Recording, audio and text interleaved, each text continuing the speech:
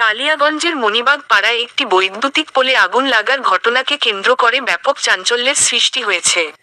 নিরাপত্তার স্বার্থে সঙ্গে সঙ্গে ওই এলাকার বিদ্যুৎ পরিষেবা বন্ধ করে দেওয়া হয়। খবর দেওয়া হয় দমকল ও বিদ্যুৎ দফতরকে। ঘটনাটি ঘটেছে কালিয়াগঞ্জের মণিবাগ পাড়ায়।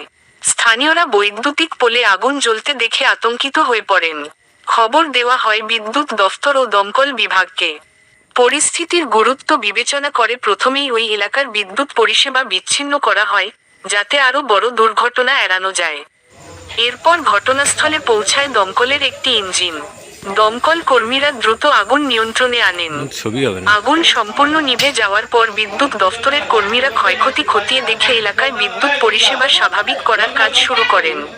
দাদা বলছেন কি ঘটনা ঘটেছে? আমরা একটা খবর পেলাম ইলেকট্রিক পোলে আগুন লেগেছে।